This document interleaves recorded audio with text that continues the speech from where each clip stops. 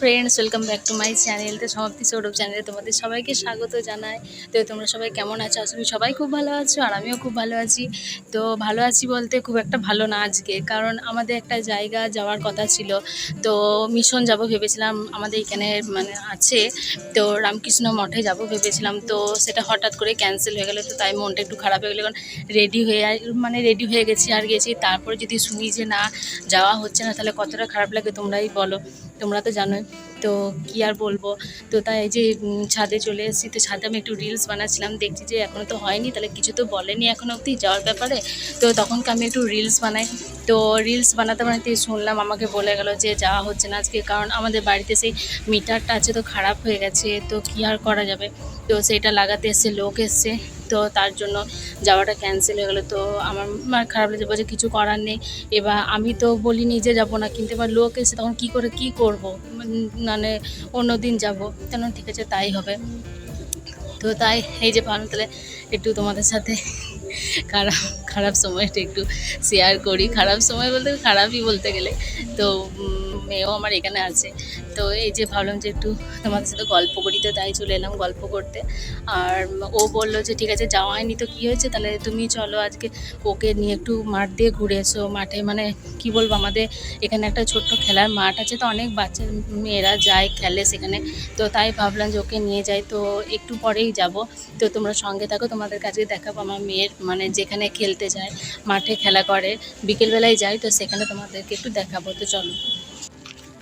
তো এই যে আমি আর আমার মেয়ে বেরিয়ে পড়েছি, খেলার মাঠে যাচ্ছি। তো মেয়েকে আমার দেখো, মেয়েকে বলছি হাই করে দিতে একবার, তো হাই করে দিল। তো আমাদের মাঠটা মানে কি বলবো, বেশি দূরে না, একদম কাছেই। তো 5 মিনিটও লাগে না যেতে। তো এই যে যাচ্ছি আমরা। তো সামনে এই যে দেখতে পাচ্ছ দূরে রয়েছে, তো কাছ থেকে দেখাবো। তো এটা হচ্ছে আমাদের কলেজ। তো এটা হচ্ছে বেলিয়াতরের মানে যামিনী রায় কলেজ। তো এই যে কলেজটার পাশেই আছে মাঠটা। তো সেখানে সব বাচ্চারা খেলা করে। তো আমার মেয়েকেও নিয়ে যায় মাঝে সাঝে, সেখানে খেলা করে। ঘরে যখন ভালো লাগে না, মনে হচ্ছে না একটু মেয়েটাকে নিয়ে যায়, ঘুরিয়ে নিয়ে আসি ওখানে, মানে ওর ভালো লাগে, সবাই খেলে আর করে। তো তাই নিয়ে যায়। আর ঘরে তো একাই থাকে, তো সেরকমভাবে তো কাউকে পায় না খেলার সঙ্গী। তো এমনি বদমাইশি যা করে সব আমাদের সাথেই করে, তো আলাদা করে তো আমি আর কেউ নেই। তো সেই জন্যে মাঠে নিয়ে আসি। তো এই যে মেয়ে আমার দেখো দোল খাচ্ছে কেমন। তো এই যে মাঠটা, আর এই সামনে এদিকে আছে একটা বড় মাঠ আছে। তো সেখানে বড়রা খেলে, বড়রা ফুটবল, ক্রিকেট এগুলো সব খেলে। আর এখানে বাচ্চা মেয়েরা খেলে, এখানে মানে বাচ্চা বলতে 5 বছরের উপরেও যারা আছে, একটু বড় যারা, তারাও মানে এখানে বল টল খেলে। তো এই যে আমার মেয়ে এখন দৌড়াদৌড়ি করছে, এখন ওইটাতে যাবে। তো ওইখানে ওই রডটাতে ঝুলতে যাবে। তো এই যে মাঠটা দেখো, তো দেখো আর খেলবে কোথায়, বসে পড়েছে। তো বসে বসে এখন ওর কাকর বালি নিয়ে খেলতে শুরু করে দিয়েছে। তো আমি বললাম যে একটু ঝুল, তো বলছে না ঝুলবো না, ওই নিয়ে খেলবো। তো তাই খেলুক, ও যেটা মন যাচ্ছে সেটাই করুক, কারণ বাইরে তো সেইভাবে বেরোতে পাই না। তো এইদিকে দেখো সবাই দৌড়াদৌড়ি কী সুন্দর খেলছে। তো আমি বলছি তুই একটু দৌড়া, তো বলছে না আমি দৌড়াবো না, তো বালি নিয়ে খেলছে দেখো। তো কী আর বলবো, যেটা মন যাচ্ছে ও সেটাই করুক, আর ও একদিকে খেলুক আর আমি এদিকে সবার খেলা দেখছি। তো খুব সুন্দর লাগছিল, মানে সবাই খেলছিল, দৌড়াচ্ছিল, আর আমার মেয়েটি আমরা চুপচাপ দেখো বালি নিয়ে খেলছে। তো এই যে দেখো মাঠটা খুব একটা ছোটও না, তো একটু অন্ধকার লাগছে, তো সন্ধে হয়ে আসছে তো। আর এই যে সামনে এগুলো দেখছো, এগুলো সবই কলেজ, পুরোটাই কলেজ, এই সামনেগুলো সব হচ্ছে।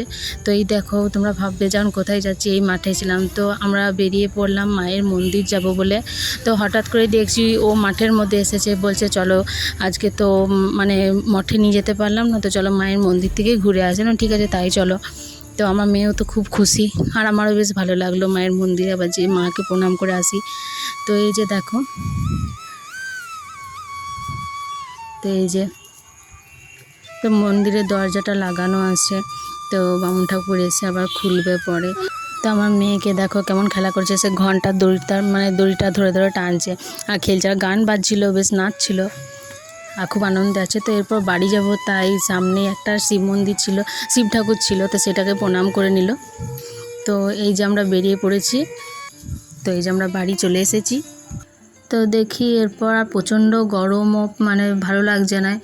আর এই যে ঘর চলে এলাম, তো বাইরে এতক্ষণ ছিলাম তো তাই বেশ গাড়ির হাওয়াটা বেশ ভালোই লাগছিলো। আর ঘরে এলাম সেই গরম। আর এই যে কি বলবো, কাজের তো শেষ নেই। তো বাড়িতে এসে দেখছি জামা কাপড়গুলো তো রঙ করে সব পড়ে আছে, কারণ যখন রেডি করে নিয়ে গেছিলাম তো আর সেটা গুছিয়ে রাখা হয়নি। তো তাই মেয়ের জামা কাপড়গুলো একটু গুছিয়ে রেখে দিচ্ছি, আর পরে তাহলে তো পরেই থাকবে, তো তাই একবারই ভরে দিলাম।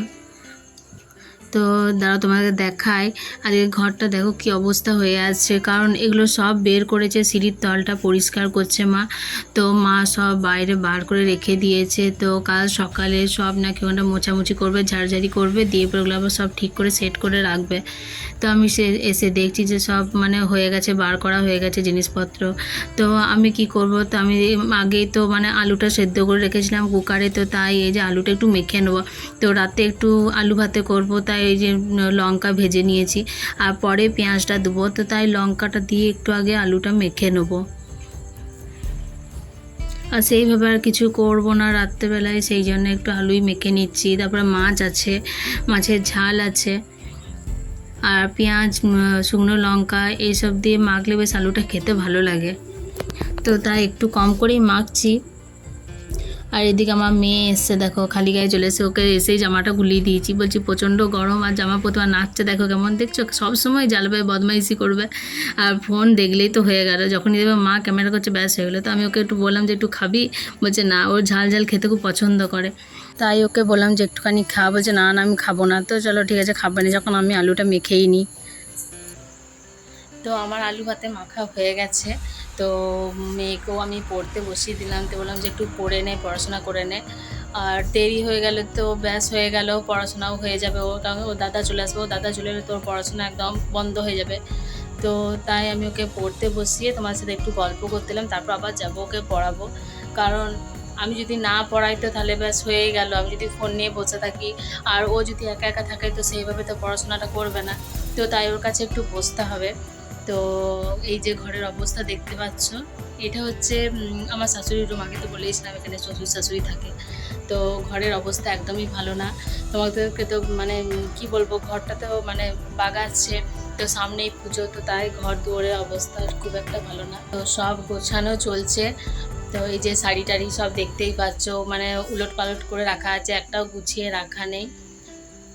আর প্রচণ্ড গরম, ভালো লাগছে না, কারণ বাইরে ছিলাম বেশ ভালো লাগছিলো, বেশ ঠান্ডা ঠান্ডা হাওয়া দিচ্ছিলো, আর গাড়িতে ছিলাম তো বেশ ভালোই লাগছিলো। আর ঘরে এলাম সেই একই, মানে সে কাজ তো থাকেই, কাজও মানে যেই ঘরে ঢুকে গেলাম, বেশ সংসারের মধ্যে ঢুকে গেলাম, তো সেই কাজ করো, আবার এই ছেলেকে দেখো, এই দেখো, আর বাইরে বেশ একটু বেরোলে একটু নিজেরও মনটা ভালো লাগে।